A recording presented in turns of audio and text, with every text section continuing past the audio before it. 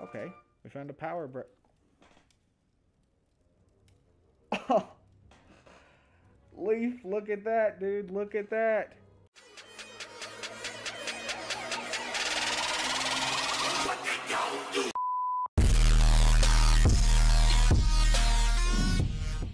My adventure began like any old fisherman's would, trying to catch the biggest fish in the pond. However, I realized that I couldn't catch all the fish, and after only being paid 23 rupees for the biggest fish, I went broke pretty dang quick and decided to continue my journey on into the adventure.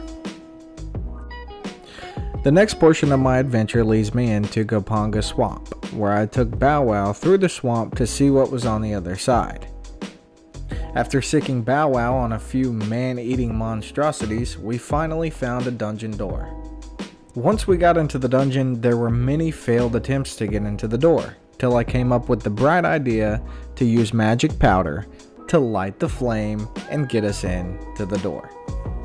From here we make our way through the dungeon into our first dungeon boss, where we failed epically over and over and over and over.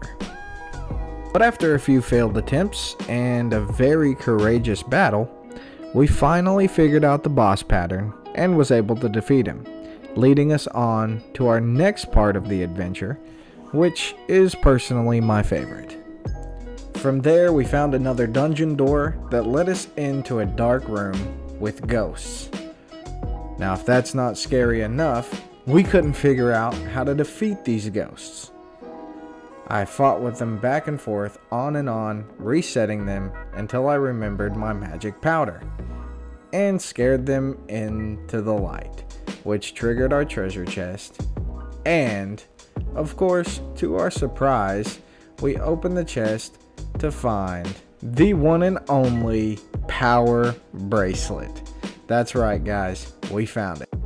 Moving on, we took a very long journey through the depths of the dungeon to finally come across the nightmare boss.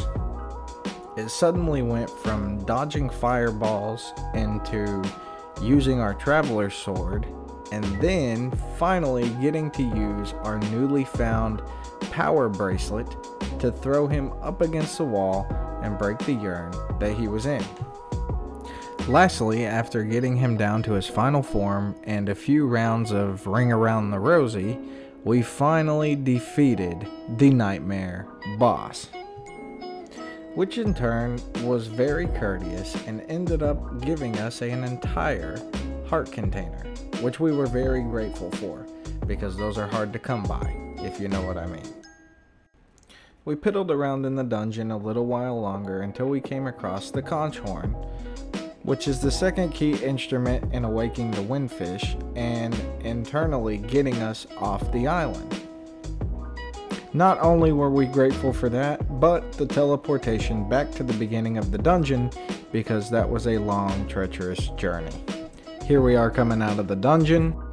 Here we are flexing our new power bracelet to get another heart piece. And here we are frantically swinging our sword in celebration of our new power bracelet. Might as well mow somebody's lawn, right?